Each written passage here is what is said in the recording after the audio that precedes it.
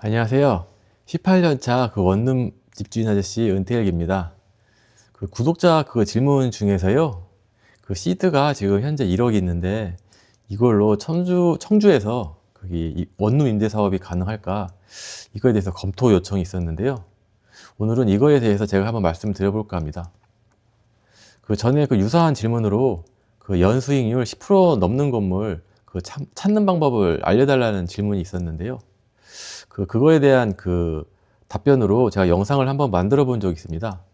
그 영상은 아래 그 고정 댓글에 링크해 놓은 그 영상 보시면 되겠고요. 당시 질문도 그 청주에서 그 물건을 찾으시는 분 질문이셨네요. 오늘은 그때 찾았던 그 물건 가지고 그 1억으로 그 건물 매수가 그 가능한지에 대해서 한번 말씀드려볼까 합니다. 당시에 그 매매가가 그 3억 그 6천만 원짜리 건물이었는데요. 그 원룸이 13칸에 그 주인 세대가 그 하나 있는 그 건물이었습니다. 거기 1층에 그 원룸 6칸, 2층에 6칸, 3층에 원룸 1칸, 주인 세대 뭐 이렇게 있는 건물이었는데요.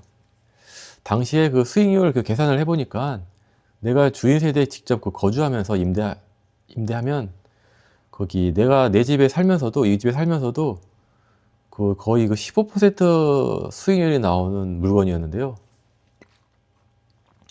만약 그 이 건물을 사서 그 원룸 사업을 시작하고 싶은데 만약에 그 현재 수중에 그 1억 시드가 전부라면 어떻게 해야 되나 뭐 이거에 대해서 한번 알아보자면요. 이 건물이 이제 3억 6천5백만 원이잖아요.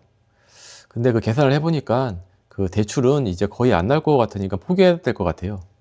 그 이렇게 반공제 하고 나면 보니까는 그 반공제 한 칸이 그 2,500만 원이고 그 원룸이 13칸에 그 주인 세대가 있잖아요. 그래서 방 3칸이라고 치면 보면 벌써 이게 반공제만 쳐도 이게 4억이에요. 건물이 3억 6,500이잖아요. 따라서 은행에서는 여기에다 대출을 해줄 수가 없고요. 근데 이러고 보니까는 진짜 매매가가 진짜 싸긴 싸네요. 이거는 뭐 가장 기본 담보액도 안 나오는 거잖아요. 그런데 갑자기 이렇게 싼 게 저는 좀 이렇게 걸리는 부분이 좀 있긴 한데요. 제가 그 청주에서 그 임대 사업을 안 해봐가지고 제가 이쪽 시장은 잘 몰라요. 그래서 청주에서 임대 사업을 한번 시작해 보시려면 앞서 제가 그 영상에 남겨드린 그 공실 많은 동네 알아보는 법 이 영상 한번 보시고 그 지역이 임대하기 그 괜찮은 곳인지 한번 확인해 보시기를 이렇게 추천드리고요. 그 영상은 그 아래 고정 댓글에 그 링크 있으니까 거기서 보시면 되겠습니다. 그래서 이번 영상에서는 이제 사업성이 일단 좋다는 가정을 깔고 1억으로 그 원룸 사업을 가능한지 한번 검토해 보는 걸로 이렇게 말씀을 드려보겠는데요. 그러면 이게 대출이 안 되니까 살 수 있는 방법은 단 한 개밖에 없는 건데요. 전세를 이제 잔뜩 끼고 사는 거죠. 이 방법밖에 없어 보여요. 그래서 이 건물이 그 원룸 10칸이 만약에 전세 2천만 원에 들어있다 치고 나머지 세 칸은 그 월세라서 뭐 보증금은 큰 의미가 없을 테니까요. 그리고 그 부동산에서는 이 주인 세대를 뭐 전세 1억 2천 받을 수 있다고 이렇게 적어 놓긴 했는데 뭐 이걸 또 보수적으로 봐야 되잖아요. 그래서 한 전세 8천만 원 정도 이렇게 받을 수 있다고 치면 총 보증금이 2억 8천이에요. 근데 매매가가 3억 6천5백만 원이니까 내 돈 그 8,500만 원이면 일단 시작은 가능한 거고요. 나머지 1,500만 원은 이제 뭐 스페어로 가지고 있는 거죠. 근데 이 건물이 딱 이렇게 전월세 세팅이 돼 있다고 제가 이렇게 말씀을 드리는 게 아니라 뭐 이런 식으로 세팅된 건물을 이렇게 찾아보자는 걸 이렇게 말씀드리고 싶어서 이렇게 영상을 이렇게 남겨보는 겁니다. 네. 근데 이렇게 전월세가 이렇게 세팅이 된, 그러니까 전세가 이렇게 많게 세팅된 건물을 매수하면 이게 장점이 또 있는데요. 만약 그 직장인이라서 그 월급도 꾸준히 이렇게 나오는 상태고, 뭐 또 거기 직장인이면은 마이너스 통장도 쉽게 개설이 가능하잖아요. 그래서 마이너스 통장까지 융통이 가능하다면 이게 진짜 재산 늘리는데 엄청난 장점이 있는데요. 근데 제가 제 채널에서 그 여러 번 이렇게 언급한 적이 있긴 했는데요. 그 만약 그 방 한 칸에 그 2천만 원씩의 전세로 세팅되어 있는 상태라고 이렇게 치면요. 방 개수가 그 13개 중에 그 전세가 10개, 뭐 월세가 3개 이렇게 이 상태인 거잖아요. 이거 사고 나서 이제 전세 한 칸씩 이사 나가면은 이제 계약 만기가 다 되면 수리해가지고 이렇게 임대 놓으면 진짜 그 신축처럼 이렇게 세핑하게 리모델링해서 500에 이렇게 400만 원 받는다고 이렇게 치면요.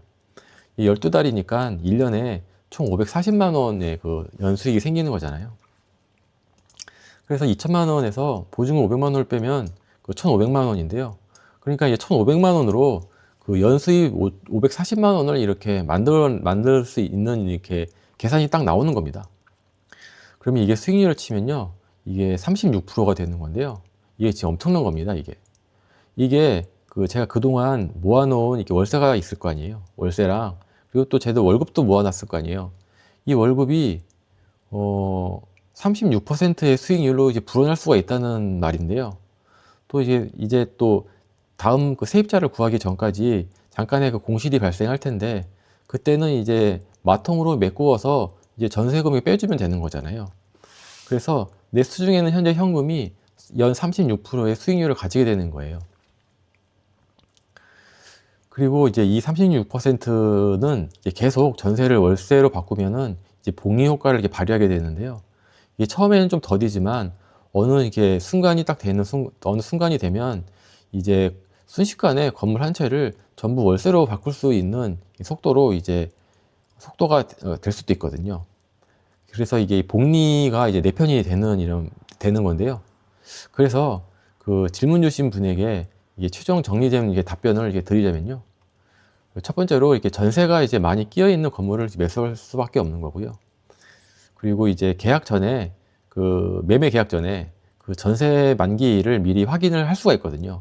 그 세입자들 계약서를 보면 알 수가 있으니까요. 만기를 확인해 가지고 그걸 이제 스케줄링을 해보는 거예요. 그래서 내 현금 흐름으로 이때 전세금을 이렇게 젤 때 빼줄 수 있는지 이렇게 확인을 한번 해보시는 게 중요하고요. 근데 전세금이 여러 개가 이제 한꺼번에 이사철 같은데 한꺼번에 이렇게 몰릴 수가 있잖아요. 이렇게 되면은 나가려고 하는 세입자가 갑자기 많아지니까 이때 한순간에 제가 이제 현금 융통이 안 될 수가 있잖아요. 그래서 이렇게 확인하는 게 매우 중요하고요. 근데 이제 이게 내가 이제 스케줄링을 해봤더니 이게 내가 감당이 가능한 상황이다.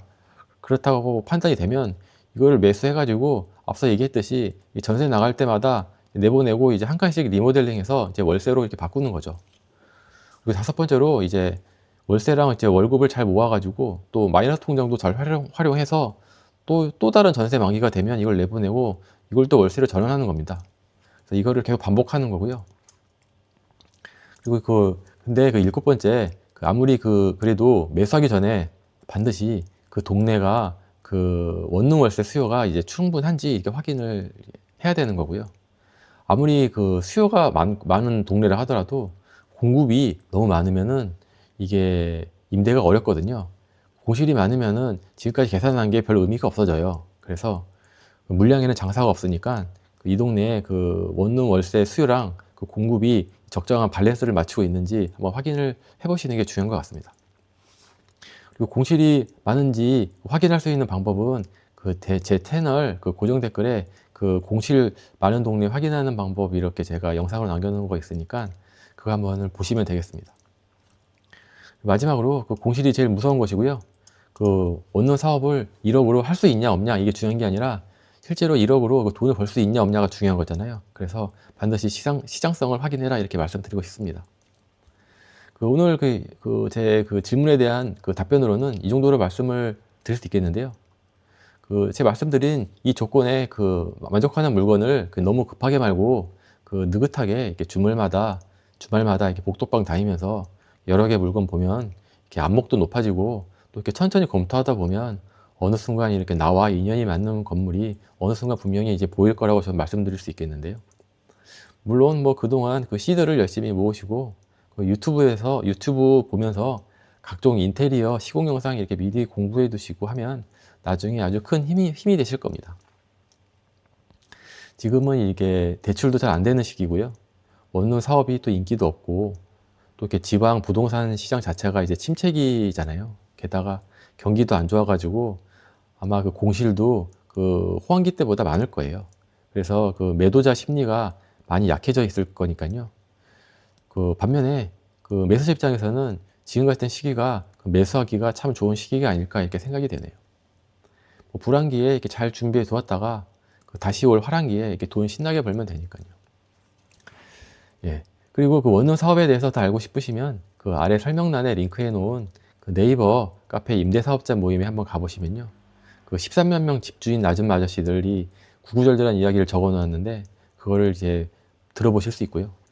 또 영상 댓글에 또 질문 남겨주시면 제가 검토해서 그 영상을 이렇게 만들어서 올려보도록 하겠습니다.